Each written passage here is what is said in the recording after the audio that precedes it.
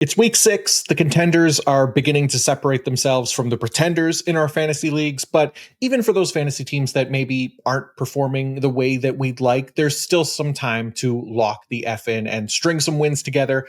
I'm John Macri. And for this episode of the PFF Fantasy Podcast, IDP edition, we'll be going game by game, breaking down all the key IDP information across all positions. So whatever your situation is in the standings, we're going to make sure you guys are armed to the teeth with the data and information to take on week 6. So let's get it.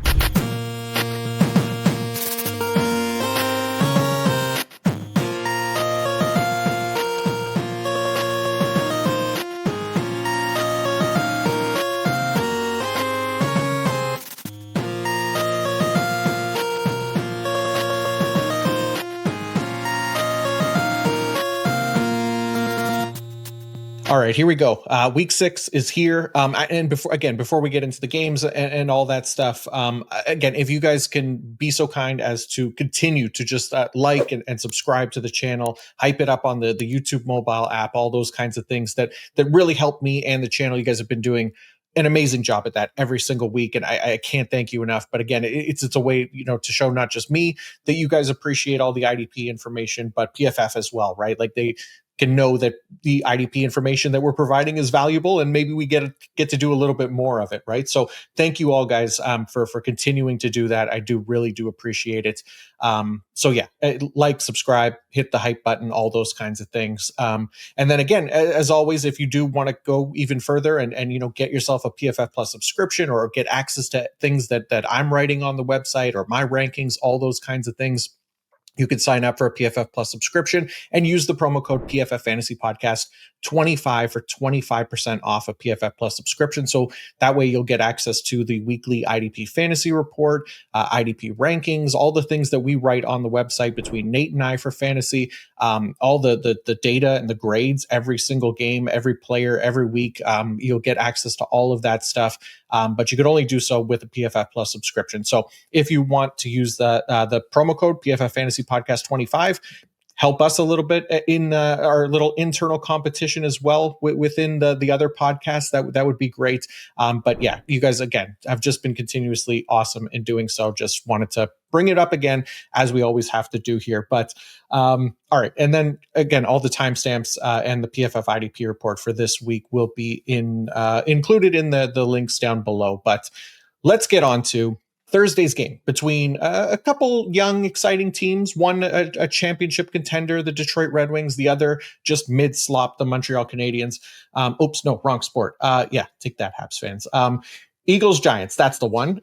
So, I guess the sentiment kind of remains the same here regarding these teams. It still mostly applies, but let's talk about the Eagles first. And we'll start with the Eagles linebackers. The linebackers become interesting because Nakobe Dean is expected to return this week. So he has, I guess, been practicing. Vic Fangio has said that he doesn't expect Dean to play a full-time role right away, which would, it would make sense. Obviously, the season-ending injury, obviously there's been time off already to start the year. But at the same time, this is not great for Dean or Jihad Campbell this week, because it's not like the Eagles are going to immediately be running 3 linebackers every snap all of a sudden. I mean, they could, right? And just use Jihad Campbell on the edge a ton, like they talked about coming out of the draft. But even still, that's still not great for Campbell's IDP value here, playing on the edge and things like that. So the main thing here, I guess the most likely scenario is that Dean kind of rotates in with Campbell, kind of like a, shared drives approach, something like that. We saw them do that in the preseason with their starting linebackers, and that included Jihad Campbell at the time. So, maybe we get some of that, which is, that also kind of sucks for IDP. So basically all this to say that is, if Dean is active, then you know what, I think we just approach the situation with caution this week, meaning you bench both Jihad Campbell and Nakobe Dean, wait to see how the snaps play out, and then we could kind of regroup heading into their next game. But honestly, no need to risk an L here on a Thursday night football game, just, by forcing either Campbell or Dean into lineups. Zach Bond is going to be our lone starter here for the Eagles this week if Nakobe Dean is active. It is a great matchup, so Ideally, we wait one more week to see Dean. That way we could get 2 full-time linebackers for sure. But, it's one of those things we just got to watch out for. So, yeah, Zach Bond, the only one. As far as defensive backs go, we know who we're really considering here, right? For IDP, it's Cooper DeJean. And if you really don't have any other safety option than Reed Blankenship and or Andrew Makuba, they can be options, but just like kind of a below average tackle matchup this week. So hopefully you have better safety options to roll with. But Cooper DeJean basically always going to be in our lineups for those CB required leagues. Philadelphia's defensive line. I know Jalen Carter, he hasn't been great for IDP this season. He's still arguably the best pass rusher on this team, and that the interior of the Giants offensive line is kind of the weakness here, right? So, Jackson Dart as well, also kind of starting to show a tendency to take sacks at an above average rate. So maybe we finally get Carter's first sack of the year. If you're aiming for the big plays, Carter is the guy that I'd go with. He also played 91% of the snaps last week as well. So volume wise, he is far and away the best defensive line option in Philadelphia. Zadarius Smith has also, he's been solid already, but he's part of a pretty heavy rotation there with that edge group. So he comes with risk of his own, but can be usable if you need him. Going on to the Giants, starting with their defensive line, because Brian Burns, he's locked into lineups. There's not really a lot to go into here. Yes, it's a tougher matchup on a short week, but we've talked about these kind of high end guys kind of earning our trust to keep them in our lineups, even in tougher matchups. I mean, Jared Verse and Byron Young, they both delivered last week on Thursday Night Football in a tougher matchup there as well. So Burns has kind of earned that same treatment here on a short week. Abdul Carter, I really liked last week as a streaming option. Unfortunately, didn't get home with a sack, but still good enough usage. The pass rush metrics are still solid. The only thing, him, Thibodeau, and Sexy Dexy, they might be a little lower than usual in the ranks this week because of the matchup. But none of them are like complete avoids. And then, I know Dexter Lawrence hasn't exactly, looked like the dominant nose tackle that he's been in the previous 3 years. Also only played 47% of snaps last week, but I think that was more to do with him basically being questionable right up until game time and knowing that they have another game on a short week. So wouldn't be surprised to see him playing up closer to that 70% or more this week. So that volume still helps, his case to be in starting lineups for DT required leagues. Giants linebackers, the Eagles have been kind of an awful matchup for linebackers this season. They rank 30th in tackles per game to the position. So for me, that basically means that Bobby Okereke is the only one I'm really trusting, even in deeper leagues. Giants are also kind of this man-heavy defense as well. So odds are not in Bobby O's favor, but he's a full-time linebacker, and we can't really turn our noses up at that unless it's, like Kenneth Murray or Cody Barton or somebody. But I'd probably just temper expectations for Okereke this week and put him on, I guess, the lower end of full-time linebackers in the ranks this week. Giants defensive backs, we got a quiet game from Drew Phillips last week. It's important to note, the Saints did play less 11 personnel than usual, so that kept his snap share down around 65%. The Eagles are another one of those teams that's only around average in 11 personnel rate, so that could keep Phillips's snaps in check again this week. Also a below average matchup for cornerbacks. So not a great matchup for him. Tyler Nubin played 38% of his snaps in the box this past week, which was definitely closer to what we would have expected coming into the season. And it is improving just a little bit each week. Unfortunately, it still hasn't led to the production that we're hoping for, but it wasn't terrible in week 5. What did he have? 5 tackles and a TFL. Maybe we get a little resurgence for him if that box snap share holds. So we'll keep an eye on that one. Okay, that is enough of Thursday Night Football. Let's move on to our international game of the week. I honestly don't know where this one is being played. England, Ireland, Scotland, North Korea, wherever it is, I don't really care. I just know the start time is usually, it's earlier than usual. So just be aware for your fantasy lineup, set an alarm if you have to. No, look, if you're an international watcher and you get to go to the game, I'm very happy for you. That's awesome. I'm only paying attention to the time slot since I'm in Canada, and the NFL doesn't give us international games. So I only view the early start time as an inconvenience to me because I'm a selfish piece of, no. All right. Denver, New York Jets. That's the game. Let's start with the Denver defensive line. So Nick Bonito has now 7 sacks on the year. And honestly, like he's just going to stay in IDP lineups at this point. He's earned it. I thought we'd see some regression from him this season, but really like shout out to him for just staying hot and being an IDP star. So keep starting him. Zach Allen as well, still like a good defensive tackle required option. Jonathan Cooper, a nice volume dependent option. Like this is a decent pass rush matchup with that offensive line ranking bottom 10 in pass blocking grade. So there's room to get after Fields for this entire group in Denver. Denver's defensive backs, Talanoa Hufanga has been the better IDP option over Brandon Jones so far this season. But still, the usage has been close to interchangeable between these two. So they'll both have their days. But yeah, Hufanga has undeniably been the better IDP so far. We can continue to start him. Brandon Jones still fine as well. And then Denver's linebackers, Kingleton and Jester Sternad are the options here. But really, it's just Alex Singleton. We talked about how ass Sternad has been for IDP last week. Like, he's really bad. Dre Greenlaw is eligible to return in week 7 to hopefully save us from Sternad, but not hurt our sweet Alex Kingleton full-time role, hopefully. For now, keep firing up Singleton because we got a really nice linebacker tackle matchup for him this week. The Jets are giving up the 5th most tackles per game to the position. Going to the Jets now, we'll start with their defensive line because the Broncos offense has proven basically to be the toughest pass rush matchup in the league so far. The combination of basically the league's highest graded pass blocking unit and Bo Nix being one of the best quarterbacks in the league in terms of pressure to sack conversion rate has limited the potential for our IDP pass rushers almost every week. This is bad news for IDP managers who might want to trust like a Quinnen Williams or a Will McDonald this week, unfortunately. I understand that, not all IDP managers will have better like DT required options than Quinnen. So at the very least, it's a decent tackle matchup for our defensive linemen. So that can kind of help be his saving grace. But hopefully you got some better options than Will McDonald this week. Jets linebackers, Jamian Sherwood kind of remains the lone full-time option here with Quincy Williams on injured reserve. Kiko Maui-Goa, he's still a fine option for deeper leagues, but he played just 83% of snaps last week, so he's not like a one-for-one replacement with Quincy Williams, unfortunately. But we knew that last week, just a deeper league option.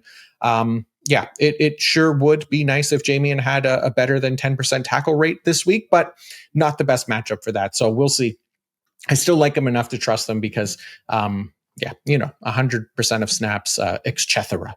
Okay, New York Jets defensive backs. I think I talked about Tony Adams last week and his role being pretty decent for IDP. He had a decent tackle rate as well on the season. So he's kind of been like a sneaky solid option if you need him. He just doesn't like have any big plays or anything. Like if you're looking for just like a decent role and tackle potential, I think you could do worse than Tony Adams, basically. So, how's that for a sales job? Okay. Speaking of sales job, we got an ad. This episode is brought to you by Fabric by Gerber Life. Parenting is filled with high pressure decisions, and it can be difficult to tell if we've made the right choice for our kids' future. But here's a simple decision you can make today that could have a meaningful impact on your kids' future. Opening a UGMA kids investment account with Fabric to start their investment journey early and give them a financial head start. Fabric by Gerber Life was designed by parents for parents to make it easy to plan for and manage your family's financial path. With the kids investment account from Fabric, you can start investing in your child's future today. It's all online, and setting up an account can take you just 5 minutes. Get started in investing with as little as $1 a day, then manage your child's account and monitor their investments right from your phone. There are no contribution limits, multiple tax advantages, and they're SIPC insured up to $500,000. Plus no commission fees and just a low flat monthly maintenance fee. Fabric has partnered with Gerber Life, trusted by millions of families like yours for over 50 years. Join the thousands of parents who trust Fabric to help protect their families. Start investing in your child today at meetfabric.com/PFFNFL. That's meetfabric.com/PFFNFL. meetfabric.com/PFFNFL. Portfolios managed by Fort Washington Investment Advisors Inc. Additional services provided by Apex Clearing Corporation. All investing is subject to risk. Learn more at meetfabric.com. All right, let's go on to the Chargers and the Miami Dolphins next. We'll start with the Chargers and their defensive line. We got a little tradesies with the Chargers and the Ravens yesterday, with the Chargers shipping off Alohi Gilman and getting Odafe Owe in return. So yeah, let's start with the Chargers defensive line. Owe, he was basically like just not even being used for the Ravens. He was just kind of collecting dust, like an unused JRPG party member along for the ride in the back seat there. Shout out Kamari in Final Fantasy X. But no, like now at least he joins a defensive line that might actually be able to utilize him, because Khalil Mack is still out, at least for now. And it's basically just been Tui Pelotu at the moment, who, of course, put up a massive goose egg in week 5, following his Tuli plus Tui Pelotu equals 4 sack game in week 4. We'll see what Owe's usage looks like. Probably not going to start him this week, even though it's a nice matchup. But Tui Pelotu, like, he's still a fine IDP option if we're looking for volume and snaps. Like, he played 88% of snaps last week. He just didn't do anything. It happens. He's still like a fine fringe edge 2, edge 3 option, depending on the matchup. And it is a good matchup this week against the worst pass blocking unit in the league in Miami. So we'll see what Owe's snap share looks like, but I'm pretty sure Tuli is still going to play a ton and a fine option this week if you need him. Chargers or linebackers. Yeah, let's talk about them first. Diane Henley and Troy Dye are, I think, both IDP starting options now, which is crazy. Henley for sure. Like, we don't need to put a ton of analysis into that one. I know he hasn't been amazing this year, but still definitely an option. Troy Dye does need a little bit more dissecting. Anyways, Dye has now played 85% of snaps in each of the past 2 weeks. So because of that, he's hit double-digit tackles in back-to-back weeks, and I think can be considered like a trustworthy IDP option, at least in non-shallow formats for this week. And that's kind of the key again, right? We're not trusting him over Henley or most other 100% snap linebackers, but for those leagues where all those guys are already rostered and we have to dive in a bit deeper, that's where kind of Dye's value has true value, and maybe we can be more comfortable with him as a starter. Like, it's a shit matchup this week, but I understand, injuries, bye weeks, beggars can't necessarily choose to die another day, right? All right, let's go on to the defensive backs. Derwin James, really quiet in week 5. It was bound to happen at some point. I'm not scared here. We continue to start King James, the real King James, damn it, not that attention-loving shooty hoops guy. As for the other safety spot now with Alohi Gilman gone, I wouldn't be surprised if we just got a mix of Elijah Molden and Tony Jefferson. Like, they've already been doing that, rotating these guys and making them unusable for IDP. Yeah, it might just be like a one safety team right now, and we'll roll with Derwin. As the only one for now, at least until that situation solidifies.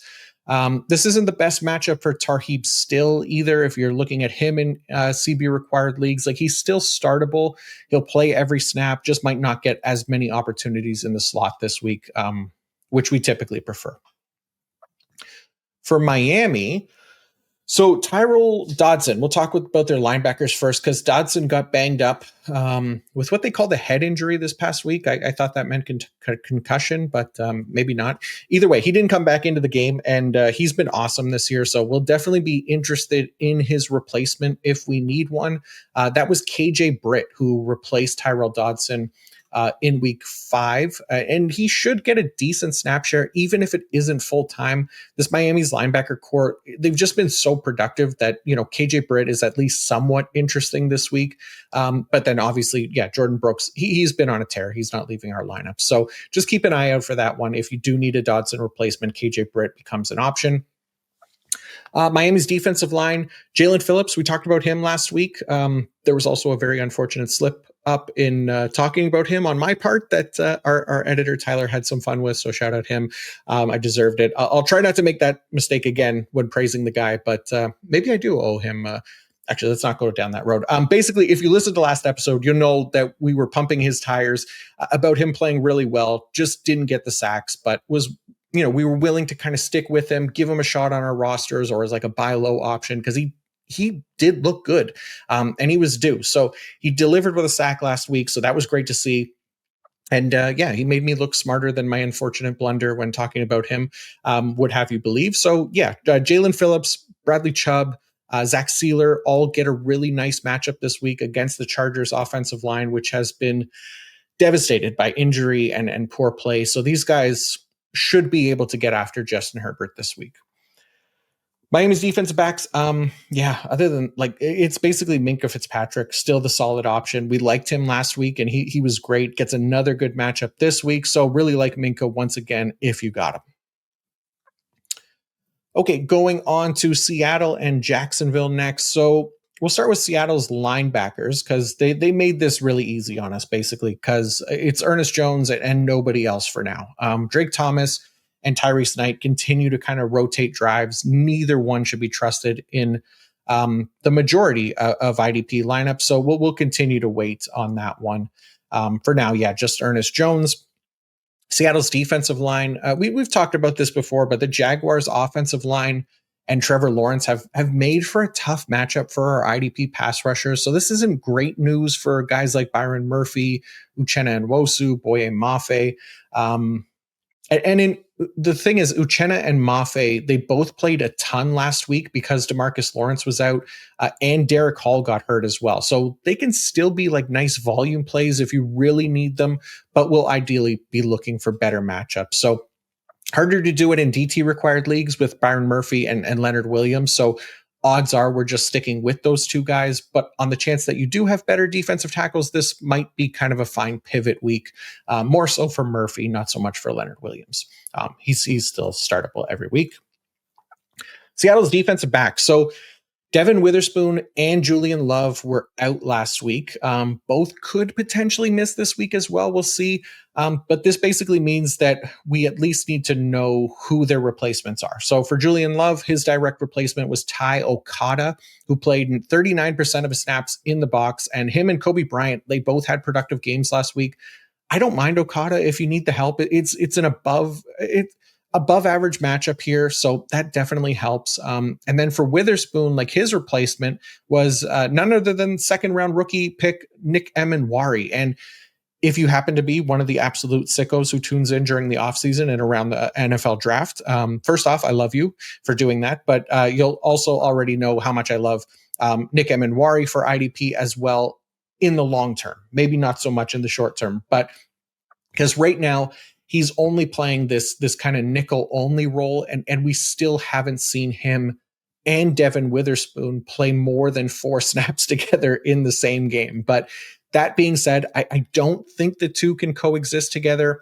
I'm also not convinced that they'd even play him at safety if it were Witherspoon that comes back and Julian Love was still out. So I think for now, we just continue to stay patient with Emenwari as he kind of takes this Kyle Hamilton path to IDP relevance in Mike McDonald's defense. If Witherspoon is out again, then it's not the worst matchup for Emenwari to get at least decent playing time. It's just not a great matchup for cornerback tackles historically. So, that's Seattle. Jacksonville, we gassed up Devin Lloyd last week because he's been playing so well that he's moved into like this near every down role again, which is a pretty dramatic turn of events from the beginning of the season. Like I'm sure if you went back and listen to like the week 2 IDP preview, you'd probably hear me talk about staying away from him, avoiding him with the playing time concerns, but he's really just played himself into a larger role. And that's because he's been too good for the Jaguars to ignore. So him and Foye, absolutely a startable linebacker duo this week and every week basically. And they get a great matchup here. So we get a nice zone heavy defense as well. That's helped Foye specifically, at least last week. Lloyd, not so much, but again, he had the 99-yard pick 6. So we take that all day, every day, and should be a perfectly fine starting IDP option if you need him.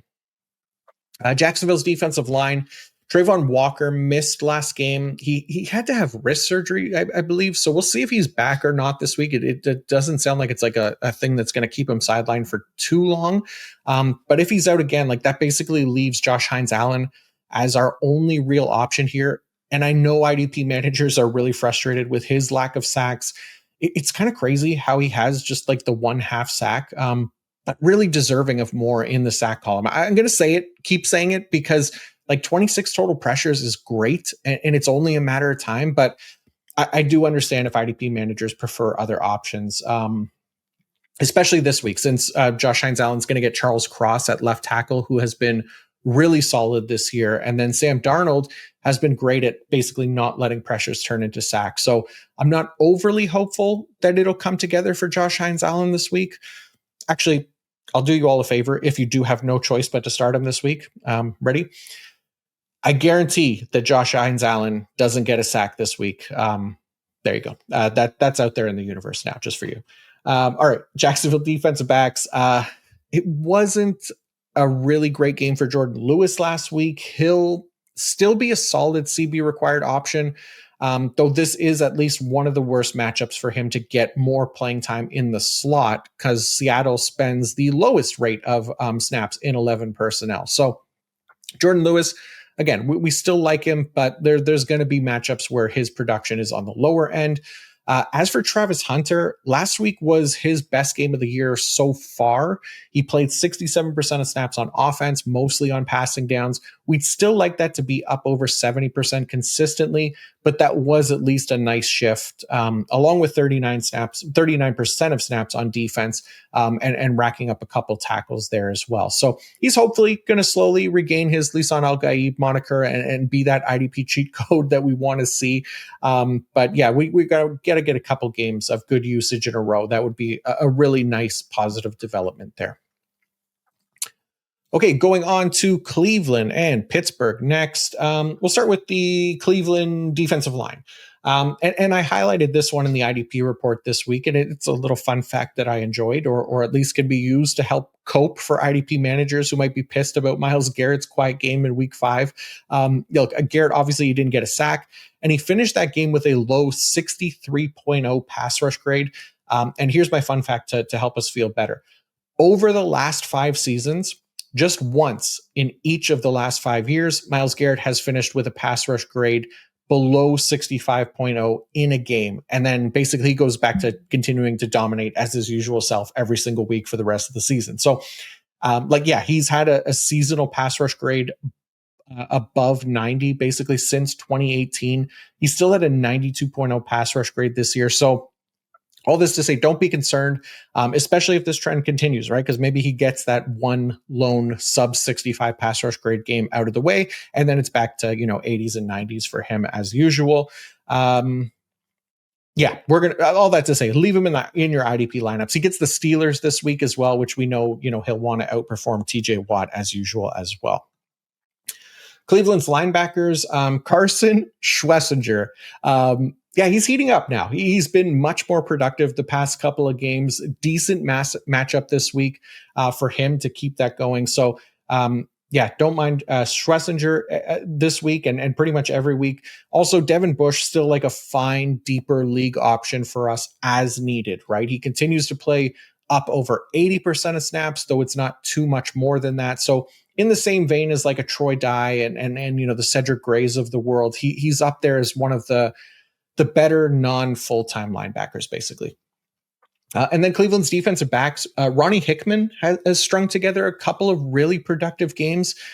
And honestly, his usage is close enough to Grant Delpit's that this can be a thing here rest of season. It's not like it was last year when I think it was Juan Thornhill in that second safety role, and he just stuck deep all the time. Hickman is at least rotating down a little bit more. Still not better usage than Delpit, so don't be surprised if that production gets a little inconsistent, especially with this week being like a poor matchup. But both of these guys can be fine options most weeks, even if I don't love either one as much this week. So for the Steelers, they are coming off a bye week. We'll start with their defensive line because it looks like We'll be getting Alex Highsmith back this week in time for a nice matchup as well. So love that. Now, don't go dropping Nick Herbig just yet if you can afford to hold him, because Herbig does, or Highsmith, sorry, does have a tendency to get banged up, as we know, right? That being said, if Highsmith really is back this week, he's startable and Herbig is not. We've seen this before where the team will just give Highsmith all his snaps back and Herbig goes back to just being a depth piece. I like Highsmith a lot. I have a lot invested in him, so I'm fine with this. But just for IDP managers who have maybe been running with Herbig here, that this is kind of your heads up to get him out of lineups if Alex Highsmith is back. And then TJ Watt, I don't need to tell you to start him, right? Cool. Okay, and then Cam Hayward, also an option in DT required leagues. Still solid, still playing enough. Pittsburgh's linebackers, Patrick Queen and Peyton Wilson both get a really nice matchup here with the Browns, giving up the second most tackles per game to the linebacker position. You could definitely start Queen, and Wilson as well as another one of those kind of high-end, non-100% snap linebackers. So both of those guys are solid. And then defensive back-wise for the Steelers, Deshaun Elliott, he's the one. We got him back before the team's bye week, and he delivered in a big way. That's the potential that we have, been high on him with him heading into the year, and why I had him ranked so high. Hopefully that's only going to continue this week. He might be my favorite defensive back option this week. Great matchup, great usage, just continues to find ways to be productive. So I'm definitely in on Elliott again this week and every week going forward, as long as he's in the lineup. Okay, Los Angeles Rams, Baltimore Ravens are next. Rams defensive line, Jared Verse, Byron Young, they have just been so damn good that there's no reason to take them out of lineups, especially in a matchup like this, against Cooper Rush, again, most likely. If you got him, start him. Kobe Turner as well in defensive tackle required leagues. Braden Fisk, more of a DT2 type in like DT required leagues. But yeah, it doesn't look like Lamar Jackson is going to be able to go. So potentially Cooper Rush again. Rams linebackers, Nate Landman has regained his Landmanhood, it seems, putting together a really nice game in week 5. It's not the best matchup this week, especially with Cooper Rush at quarterback, so he'll be the kind of lone option that I want to trust for the Rams this week. The other option, Omar Spates, he's hurt and doubtful for this week. It's possible that means Troy Reeder will get more work. I know IDP Dynasty managers are hoping for Sean Dolak. I'm not totally convinced that it'll be him. Reeder has been the one getting more run on game days, so just be careful of that. Reeder was he was the first name that Sean McVay mentioned when talking about Spates' replacement, so that's where I'll lean this week as well. But again, not a great matchup, so we'll just stick with Landman if we can. For the DBs for the Rams, Cam Curl, he's like DB1 on the year. Pretty wild, obviously, but let's continue to ride that train, continue to start him. Don't love the matchup this week, but hard to bench the top overall score at the position, right? So Quentin Lake, also a solid option, playing that slot role and every snap, so he continues to be a fine option. Might have better options than him this week, again, because the matchup is pretty poor. Baltimore. So we'll start with their linebackers, because last week and likely this week as well, the Ravens were without Roquan Smith. So that led to the rookie Teddy Buchanan wearing the dot and playing a full-time role.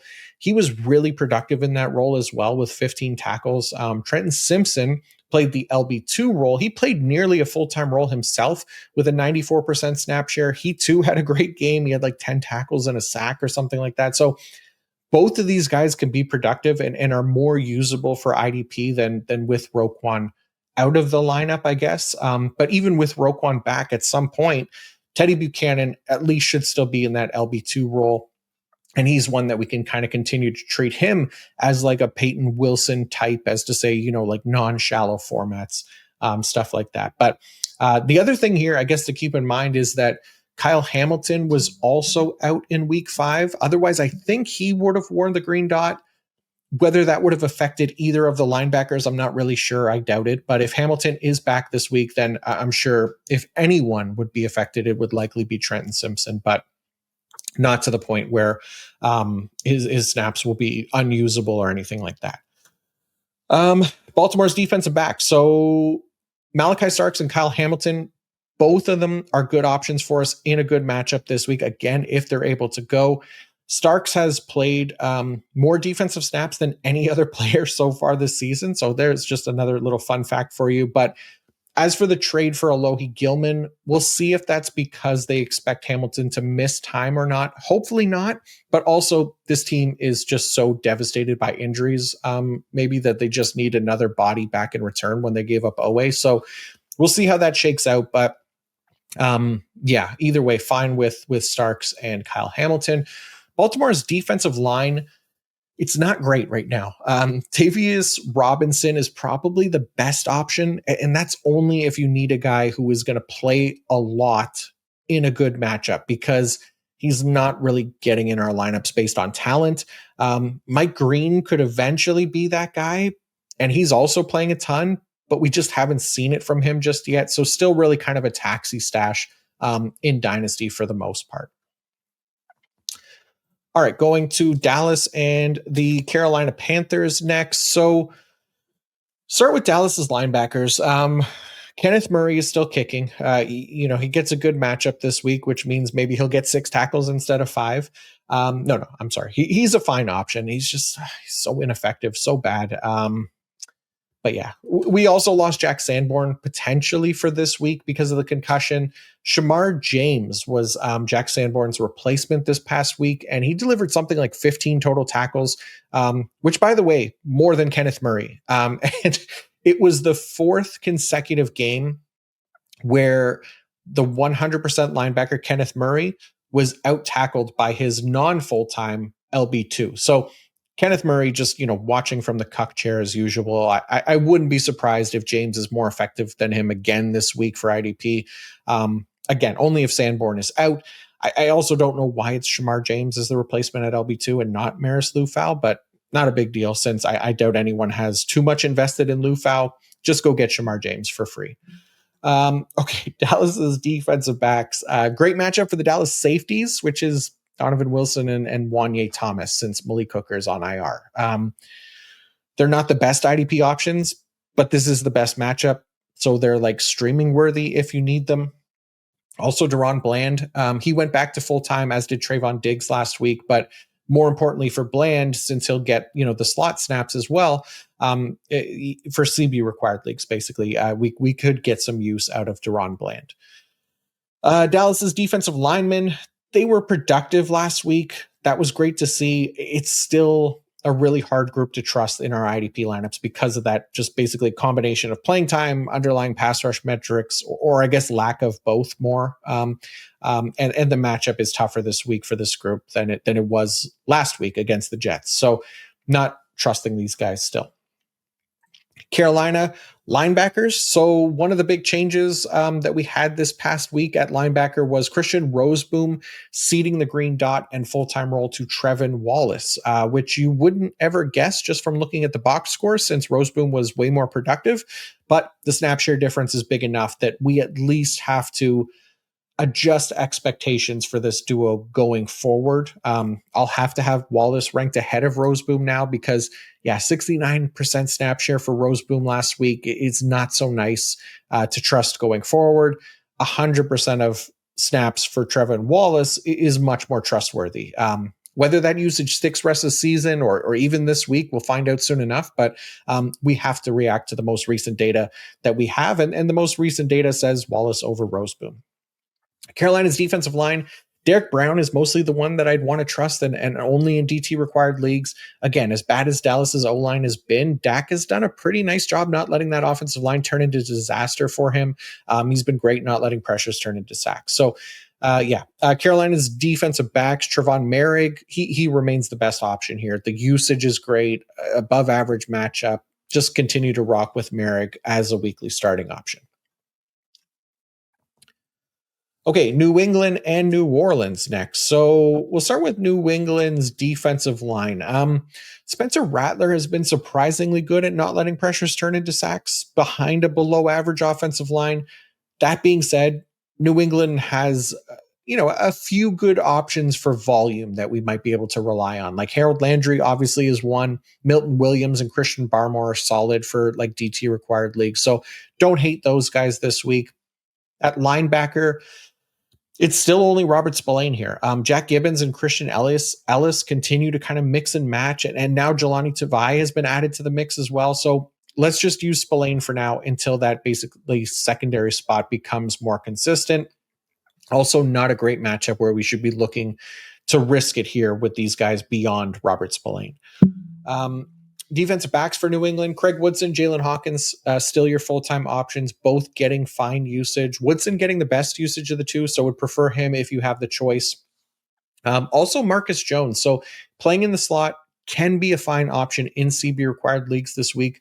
The Saints, they're still an above average team as far as 11 personnel rates go. They're actually top 10 still. And New Orleans is giving up the fourth most tackles to cornerbacks. So Jones could be a nice option for us this week, especially in kick return leagues. So Marcus Jones, interesting. On New Orleans, their defensive line, Carl Granderson's still the top option. The playing time is great. He played 96% of snaps last week, which is about as good as it gets. Obviously, he's been productive as well. And Drake May has a tendency to take some sacks. So pass rush metrics have been, pretty mid for Granderson, but he's proven to be a nice matchup-based option. And now that elite volume potential is only going to make him more enticing. Linebackers, Demario Davis, Pete Werner, they both hit double-digit tackles last week. Werner played 88% of snaps, so it's another case of another strong non-full-time linebacker for us in IDP, but Davis is still the top guy that we want. They get a nice matchup this week. They play in a more zone-heavy defense, so that they can definitely be useful for us once again this week. New Orleans defensive backs, Justin Reed got hurt last game. He was replaced by Jordan Howden, who absorbed basically Reed's box snaps, not Jonas Sanker, unfortunately. Not sure why Sanker isn't getting that role still, but whatever. Nobody that I'm really interested in safety-wise for the Saints for this week. Alontae Taylor for CB required leagues, really the only other one. And this isn't a great matchup for him either to get both as many slot snaps or tackles, but he stays on in non-nickel situations, so that is nice for him. All right, Arizona and Indianapolis. We'll start with Arizona's defensive line. Josh Sweat, we talked about him as a streaming option last week thanks to that matchup against the Titans. He came through with Dubla sacks, so that was awesome. He's still only more of a kind of a streaming option right now, depending on the matchup, because for some weird reason, he's not getting a great snap share, basically always hovering around only like half of the snap. So I don't love that. And a matchup like this, he's a bit harder to trust since Indiana Jones there has been like the best quarterback in the league in terms of pressure to sack conversion rate. And the Colts offensive line is solid as usual. So not projecting like a startable IDP game from Sweat this week, but you never know. If you want to chase the production, it's not impossible. Just not complete fool's gold, I guess. Arizona's linebackers, Mac Wilson, yes, still a good option as just 100% player, more of that LB3 type for IDP. But Akeem Davis Gaither, we know has been more productive in like run heavy matchups, and the Colts do rank third in run rate this season. So could be a fine time to use Akeem Davis Gaither in deeper leagues if you need him. But for the most part, it's still just Mac Wilson. Arizona's defensive backs, Budda Baker catching some shit from IDP managers, but he's been solid. Like we talked about this with Budda in the offseason, like he was never going to repeat his production from last year. That just wasn't a realistic expectation for him. He has 34 tackles in 5 games. That's still close to 7 per game, which is still strong for the safety position. And now he gets a pretty positive matchup this week against the Colts as well, who rank second in tackles per game to the position. So I'd say to stick with him here. I think he'll have a better game. Same with Jalen Thompson. Like, yeah, if Budda shits the bed this week, then sure, go find another option. But for the most part, I'm fine continuing to trust him. Indianapolis Colts, Zaire Franklin, still, a fine option for their linebackers, even if not that true LB1 option for IDP anymore. He's been better recently. And then the team did sign Jermaine Pratt this week. So, I mean, everyone on the planet saw this one coming as he reunited with Lou Anarumo. I think the odds were at negative 10,000. So you didn't win much money betting on that. We all kind of saw it coming. The only thing, we'll see what that role looks like this week if he is active, but he at least knows the defense well enough that he'll hopefully be done, or help us be done with this awful usage that we've gotten from the LB2 spot. Joe Bacci specifically just unusable, and he's on IR now. So that does clear the way here for Jermaine Pratt to be useful. Hopefully closer to a full-time role once his snap share normalizes. So not necessarily trusting him this week, but I think he could be fine here in this defense going forward. And we'll see what happens with Jalen Carley's when he's back as well. I would assume Lou Anarumo likes Jermaine Pratt more than Carley's, since Carley's hasn't even played a game for him yet. But we'll keep an eye on that this week. Indianapolis's defensive line, DeForest Buckner, is still a great defensive tackle required option. Still rocking with him. A nice matchup for tackles for defensive linemen. And Kyler Murray definitely taking some sacks as well. Latu, so sick that he now has 2 interceptions on the year with room to positively regress in the sack column. So his snaps are solid as well for Latu. He only played 50% last week because they basically didn't play a ton on defense already. And then there was garbage time in that game. So he got the rest treatment. No concerns with Latu there. Defensive backs for the Colts, Nick Cross, absolutely a starting option regardless of matchup. Cam Bynum, not so much because of him basically playing almost exclusively deep, especially in a bad matchup for safety tackles. We'll trust one this week, and that's Nick Cross for me.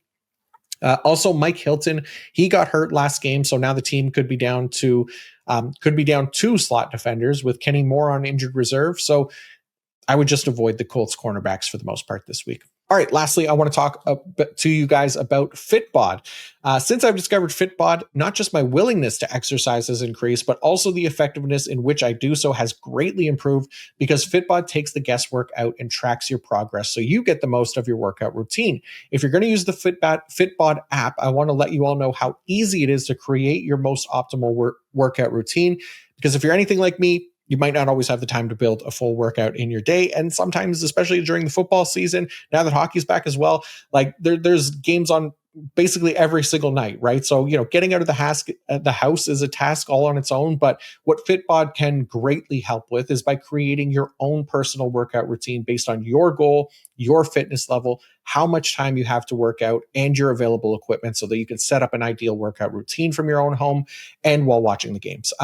It's easy to track your achievements, learn new exercises, share your progress. So with Fitbod's progress tracking charts, weekly reports, and sharing cards, you can keep track of your achievements and share them with family and friends. And then as you get stronger or master exercises, Fitbod adapts to push you a bit harder in your next workout. Fitbod's algorithm can also calculate new estimated strength as you progress, which is a great way to kind of measure your results through the app. And get in shape this summer with Fitbod. Join Fitbod today to get your personalized workout plan. Get 25% off your subscription, or try the app free for 7 days at fitbod.me/PFF. That's fitbod.me/PFF. All right, on to Tennessee and Las Vegas now. We'll start with Tennessee's linebackers, because this is where the excitement is at, right, with this team. And it's literally just because of Cedric Gray, because Cody Barton ain't pulling his weight. Gray now has back-to-back games with double-digit tackles, despite not having the full-time role over Barton. So another one of those situations with the LB2 outperforming the team's LB1. And honestly, I'd be fine starting Gray over Cucky Barton at this point. Sure, it's riskier and kind of goes against my process of playing time, getting the edge almost every time. But at a certain point, when you have Barton putting up a measly 10.6% tackle rate, which is well below average for the position, and then Gray is out here tackling at an 18% clip, Gray he's going to be ahead in the rankings for me, and I'm fine with it because the snap share is close enough. Now, can it come back and bite me in the ass? Maybe, but Barton has shown us literally nothing to say he's a better IDP option than Gray right now. So we'll trust Gray here, and maybe that gap gets even bigger as the weeks go on. Tennessee's defensive line, Jeffrey Simmons remains the lone option here. We got another great game from him last week. He's a top 5 scoring defensive lineman right now, and DT1 overall, right in line with our expectations of him coming into the year. So we love to see that. Tennessee's defensive backs, a fine matchup for Amani Hooker. The usage is strong. He played about 36% in the box last week. I wouldn't be surprised, I guess, to see Hooker with a heart of gold this week and give us a good game if we need a streaming option, just because of the usage, and the matchup isn't terrible. And And then Jalen Armour Davis at cornerback had a nice game last week. Not sure if I'm trusting him for CB required just yet, but it is a good matchup. So if we want to take another shot on him, then go for it. The Raiders are giving up the 6th most tackles to the cornerback position, so it could work out again as a streaming option. For the Las Vegas Raiders, Max Crosby, he hasn't gotten a sack in back-to-back games, but that makes this matchup here against the Tennessee Titans basically come at the exact right time to get him back on track. He's going to line up primarily against the Titans right tackle, Olisai Udo, who, anyways, maybe that's how you say it, who ranks 62nd among 71 offensive tackles in pass blocking grade with a 45.3 so far this season. Titans quarterback Cam Ward also owns the 5th highest pressure to sack conversion rate at 25%, making this really kind of the perfect matchup for Crosby to deliver a big game for us, much to the delight of his IDP managers. Because I know you guys get frustrated. I know it's hard, but we'll stick with him here. He will be just fine. Defensive backs for the Raiders. Jeremy Chin hit as expected last week. He took advantage of the positive matchup like we had kind of hoped despite the quieter couple games prior. He gets another nice matchup this week. Tennessee giving up the 6th most tackles to the safety position. So he's kind of that fringe safety one for me this week. And then linebacker wise, Devin White, he just continues to disappoint and not live up to his IDP potential. Like the Raiders are the great ideal defense, zone heavy defense that should allow a linebacker to thrive. But of course, that linebacker is stinky ass Devin White out here, missing tackles, being in the wrong position to even make a tackle. He'll still have his weeks since he's playing 100% of snaps. So I'm not saying to bench him or anything. But yeah, this is a bad matchup against the Titans, who are yielding the fewest tackles per game to the linebacker position. So I hope you have better options than Devin White this week. Landon Roberts also got increased snaps with Jermaine Pratt out the window. He played 94% of snaps last week and luckily didn't inherit that shit Pratt role where he was playing nearly half his snaps on the edge and basically sapping his tackle rate. So Landon Roberts could be a fine option in deeper leagues. Not so much this week because of the matchup, but somebody that we can keep an eye on and have on our rosters to stream as needed. Jamal Adams, got a few questions about him last week. Still just a sub package option. He played 55% of his snaps last week. No real interest there. All right, Green Bay and Cincinnati. So we'll start with Cincinnati's defensive line. Let's do that. Trey Hendrickson, he went 2 games without a sack, but he delivered a 2-sack performance in week 5, which, again, this is always part of the appeal with Trey Hendrickson. He holds that multi-sack upside on any given week. This matchup is interesting against the Packers because he's mostly going to face off against left tackle Rasheed Walker. Walker was one of the best pass blocking offensive tackles last season, but he struggled to start this season. He ranks just 50th among 71 qualifying offensive tackles in pass blocking grade with 55.2. You also got Jordan Love, who has been above average at basically not letting pressures turn into sacks, just 14.5% pressure to sack conversion rate. So makes it a little tougher matchup, but Hendrickson, I think he's still going to be in most IDP lineups every single week. Not a huge concern there. Cincinnati linebackers. So the rotation shenanigans with Logan Wilson, they went away last week after 2 weeks of that nonsense, right? So Wilson should be a safe option once again, and it's a nice matchup with the Packers giving up the 4th most tackles per game to the linebacker position. Demetrius Knight, he's also been really effective and a better IDP than Logan Wilson so far this season. This isn't really a case, though, where I'd be trusting him over Wilson because there is a bigger discrepancy in the snap shares, especially with Wilson being back to 100%.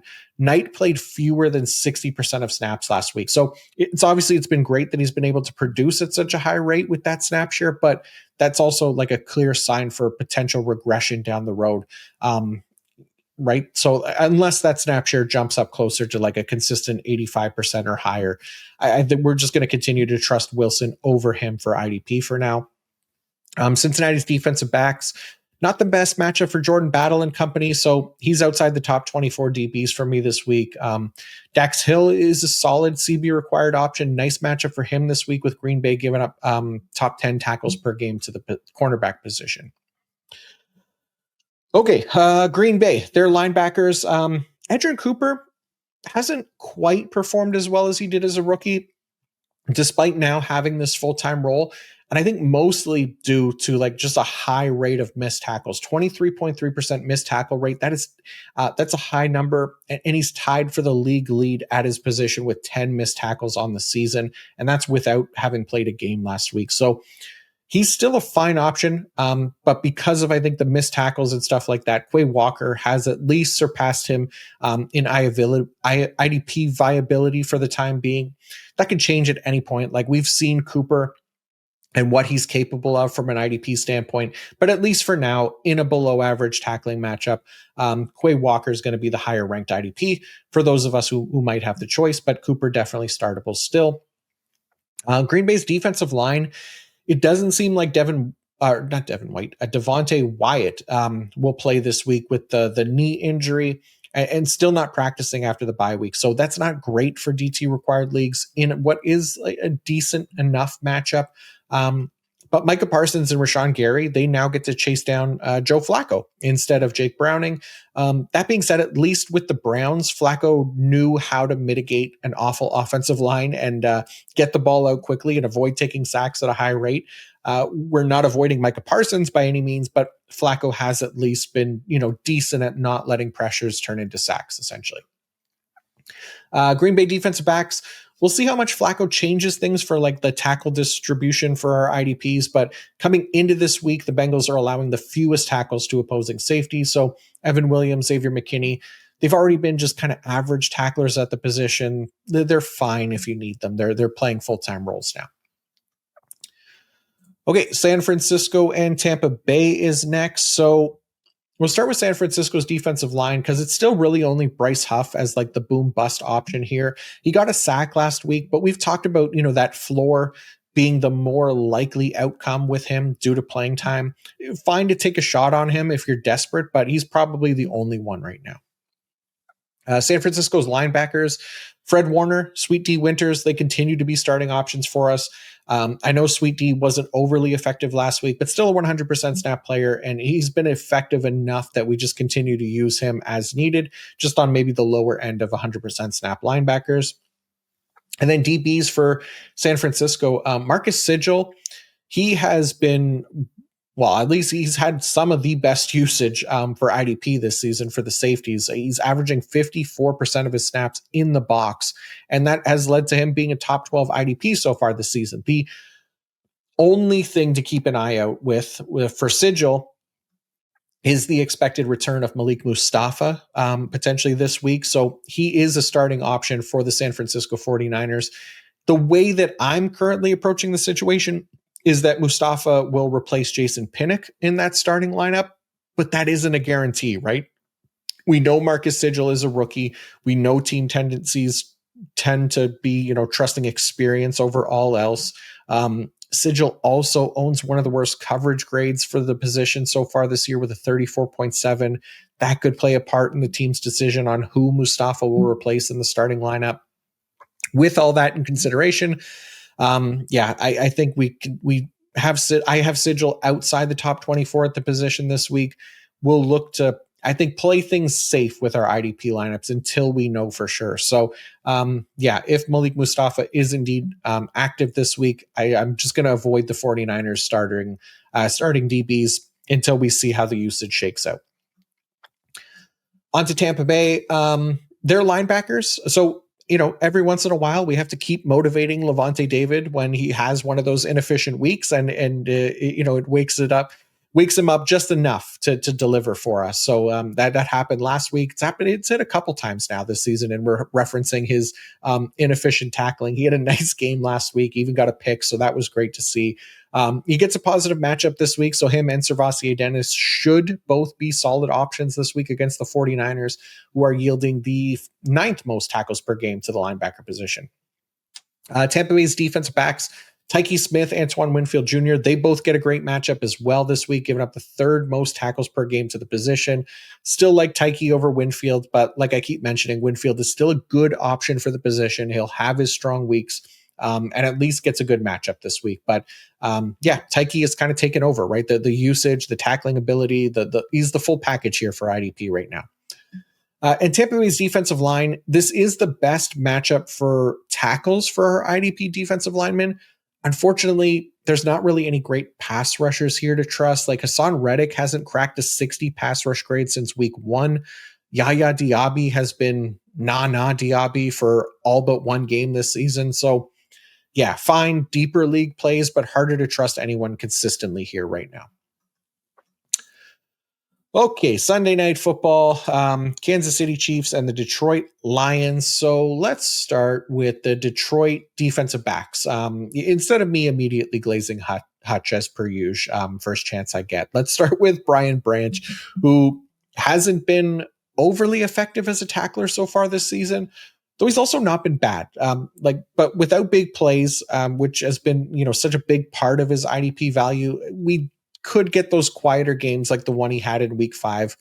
That being said, like Branch's usage is still basically what it was last year when he was delivering elite weekly IDP production. And just, I think, considering the overall volatility of the position, Brian Branch remains a top 10 option. And I don't think IDP managers should be panicking on him. Just continue to leave him in starting lineups. Kirby Joseph is basically purely a big play guy, big play hope and a prayer, really, because like his tackling is shit. 4.8% tackle rate.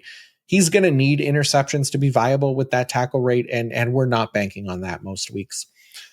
Detroit's linebackers, Jack Campbell has been awesome and so far living up to that kind of top 10 ranking we gave him, which, it had some risk attached coming into the year, but so far so good.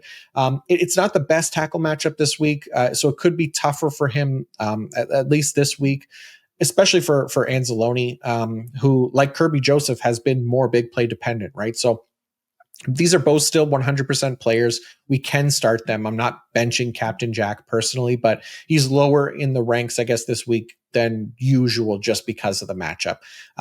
Foye overcame it last week for a great game, right? And Devin Lloyd, he had a bad tackle day, but he saved that with a 99-yard pick six. So, yeah, not impossible, but resetting expectations a little this week.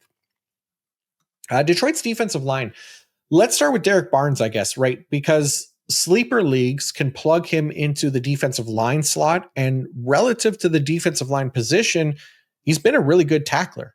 He's not a good tackler for the linebacker position, but when you use him as a defensive lineman, that is much better. And he's playing over 90% of snaps, just, mostly as an edge. So yeah, he's much more usable on like the sleeper platform than somewhere like MFL where he'll be a linebacker. But just somebody to definitely keep in mind if you're on sleepers. Derek Barnes is a startable option there. Tougher pass rush matchup, but again, it could be fine tackling wise for Derek Barnes. And then Aiden Hutchinson, now second in pass rush grade on the year behind only Micah Parsons. Tougher matchup this week. It doesn't matter. We don't ever take Hutch out of the lineup when you consider he's also playing over 90% of snaps and is basically a threat to wreak havoc on offensive lines and get sacks every single week.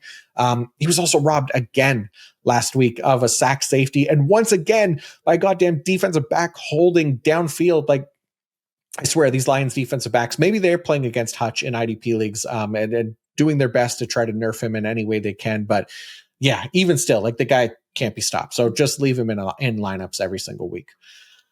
For Kansas City, Nick Bolton is really looking more like the rookie and second year version of him. We talked about this a little bit before, but this is what kind of made IDP managers fall in love with him, right? And he is a top 10 IDP linebacker right now. He's tackling at a high rate. He's got enough big plays that he's going to be a weekly starting option for us. And now he draws basically the ideal matchup against the Detroit Lions, who are yielding the most tackles per game to the linebacker position. So Bolton just becomes all the more enticing for IDP purposes this week. He's absolutely a starting option for me. Drew Tranquill, he's fine. This is a good matchup, so this would be a better week to play Drew Tranquill. He's been relatively inefficient for the position, but again, he's playing around that 88%-ish snap range. Kansas City's defensive line, George Karlaftis and Chris Jones. Those are the two guys, really. I like Karlaftis more than Chris Jones at this point.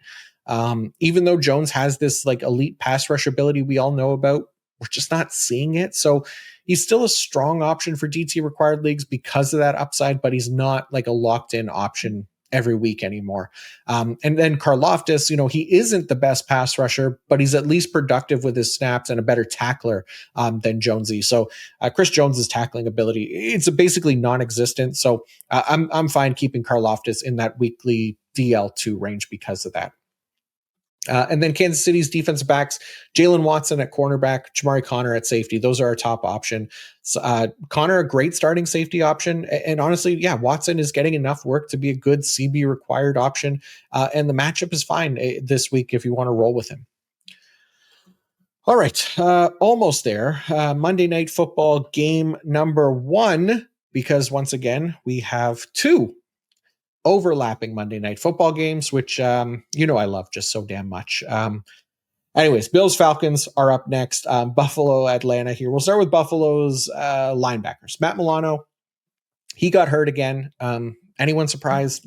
Probably not. Look, it sucks. I like Milano. He's a good linebacker. Very handsome Italian stallion, but the dude just can't stay on the field. So Shaq Thompson replaced him this past week because Dorian Williams was also inactive. I wouldn't be surprised if Williams can't go again this week. I saw the team signed Balin Spector to the practice squad today, so that could be our hint or indication that they'll be short at linebacker this week with Milano and Dorian Williams out.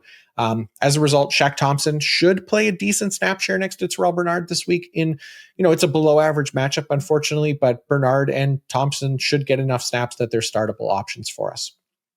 Buffalo's defensive line, tough pass rushing matchup for Joey Bosa and Greg Rousseau. Rousseau did get his first sack of the year last week, but that was a good matchup against the Patriots. He is playing in that 70% snap range as well. So that's great if you do need to rely on him.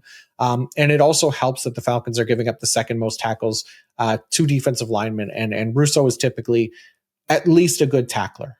Joey Bosa is fine as well, but did get a little snap decrease this past week, but fine with him for the most part. Hopefully Ed Oliver comes back this week because we keep losing defensive tackle options between him, Nnamdi Madubuike, Devontae Wyatt, Kalijah Cansey. Obviously, Christian Wilkins is still not on a team. And I think there is potential for Oliver for IDP. Like we saw it in week 1, but unfortunately, that's the only game that he's played this season. Ideally, we'll know ahead of Sunday if he's playing, since I don't want to wait until the last minute on Monday to have to trust him. And then defensive backs for Buffalo. Teron Johnson, we saw his snap share dip last week because it was like a bad non-11 personnel heavy offense that they faced in New England. We expected that. Same kind of idea this week for Teron Johnson going against Atlanta, who are below average in 11 personnel this year. Meanwhile, at safety, did you know Taylor Rapp played over 60% of his snaps in the box last week? Unreal that, he did absolutely nothing with that. So yeah, Taylor Rapp, whatever. I mean, it's a good matchup this week. Cole Bishop, still probably the best option. He played close to 40% in the box last week. At least he had a sack to make up for like the 2 measly tackles. Both of them, again, good matchup this week. So we'll see if that helps. Going on to Atlanta now. Atlanta's linebackers, the Bills have been slightly above average matchup for linebacker tackles. And, this setup between Caden Ellis and Divine Diablo, both these guys playing full-time, basically says that Diablo should be the more consistent tackling option, and Ellis should be the high upside, like big play option, whose tackle numbers are probably going to be a little less consistent. But both of these guys are full-time players. But yeah, Ellis rushing the passer more, lining up on the edge is where that projection comes from. That doesn't really change heading into this week. We just need to know kind of, I guess, what we're signing up for with these guys in our lineups. Atlanta's defensive line. Do you want to sign up for anything here? I mean, Jalen Walker played a bunch the week before the bye. Hopefully we get a James Pierce Jr. bump post-bye week. Because, yeah, we need someone to emerge here, and those are really the 2 best options. But I'm not trusting anyone here against Josh Allen and the Bills. Atlanta's defensive backs, Xavier Watts, Jesse Bates, both startable most weeks. They haven't really given us reason not to trust them, depending on who our other options are. So, yeah, fine with them. And that's it. On to the second Monday Night Football game and our final game of the week here. So we'll start with Chicago and their linebackers. So Tremaine Edmonds has been the most efficient tackler among the top 50 IDP scorers at the position. He has a 19.1% tackle rate through 4 games. This is far from the norm for Edmonds, who has, like we've talked about in the past, has historically been one of the league's most inefficient tackling linebackers in previous years. He even finished dead last in tackles versus expected last season. So I can't really explain it, to be honest. Like, who knows if this will continue? TJ Edwards is expected back this week, so maybe that affects Edmonds' tackle rate. But, I don't know. I mentioned Kamari in Final Fantasy X earlier, and it got me thinking that maybe Edmonds has like some kind of alternative blue mage ability where he stole TJ Edwards' ability to tackle at a high rate, and that ultimately cost TJ Edwards his health. But maybe now that he's back, things will go back to normal. Who knows? It's surprising to me, I guess. I got to find ways to rationalize it, because the Bears are also like the second most man-heavy defense in the league. So Edmonds has been like this outlier on multiple levels. So that's how my brain works, I guess. But anyways, who is the best blue mage in video game history, and why is it Minoko from Expedition 33? All right, look, I've been talking for an hour straight. My mind is going to wander, but I'll always try to bring it back to the IDP information you're looking for. Just bear with me. All right, back to Chicago's linebackers. Tremaine Edmonds. I think we just continue to trust him until he gives us a reason not to. And then TJ Edwards being back also puts him in starting consideration for our IDP lineups. There you go. All right. Chicago's defensive backs. Kyler Gordon also expected back this week. So this could be of interest for IDP managers in need of like a solid CB required option. Because Kyler Gordon, like when healthy, he's going to take on that primary slot defender role in Dennis Allen's defense, which it hasn't hit yet for IDP with like Nick McLeod playing that role, but Gordon, at least we know, is a better player, a better blitzer, better tackler for the position. So this is somebody that I do have interest in. We've seen what Dennis Allen's slot defenders have done in the past. Like, just look at last year in New Orleans, what those guys did. So Kyler Gordon could be interesting. We'll see if they ease him in or whatever. So, but at least somebody to pick up speculatively right now for CB required leagues if he's available. Kevin Byard continues to be a great IDP safety option.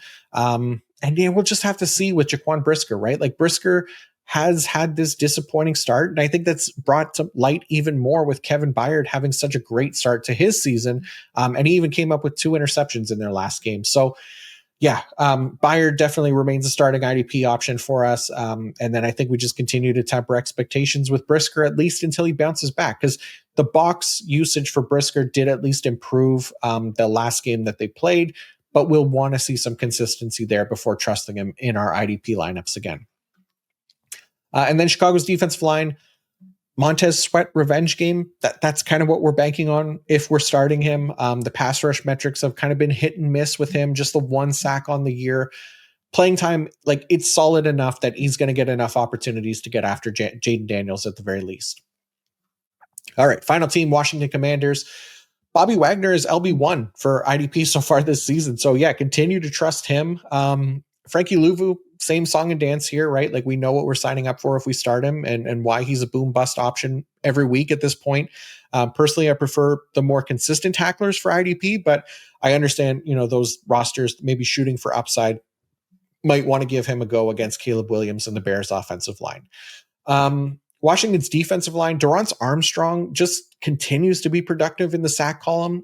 Like, eventually he's going to hit a cold streak, because again, there's nothing like overly encouraging about his pass rush metrics or even playing time to be like, this guy is a weekly starter for us. Can continue to use him, I think, in favorable matchups. And this one is at least fine. But again, don't be surprised if we do get that cold streak at some point. Washington's defensive backs, Quan Martin actually got more usage in the box this past week over Jeremy Reeves, who we had filling in for Will Harris. Both of these guys are fine options. I wouldn't be surprised if that usage shifts week to week, but both full-time options. They're going to get their opportunities. And then as for Mike Sanderstill, he's been great this year as an every down cornerback who gets that primary slot role. The Bears don't spend much time in 11 personnel, so probably less slot snaps this week, but Sanderstill will still play at least 100% of snaps. Okay, holy hell, that is a lot of words for week 6 preview, but hopefully at least half of those words were helpful to you guys. Thank you all so much for tuning in, as always. And again, If I did miss anything, check out the IDP fantasy report. Again, I'll attach it in the comments as per usual, and that'll have all the snap counts, alignment data, my notes, waiver targets, all the stuff we could possibly need for our IDP leagues in one article. So get what you're looking for there. Use the promo code PFF Fantasy Podcast 25 to get 25% off a PFF Plus subscription. You will be good to go with that. And then again, if you haven't already subscribed to the channel, if you haven't already liked, if you haven't already hyped the channel, please do so. It helps me a ton, and I can't tell you enough how much I appreciate that. But thank you guys as always. Always feel free to ask questions in the YouTube comments. I will try to get to them all. But yeah, good luck in week 6. Let's go Red Wings. And until next time, peace out.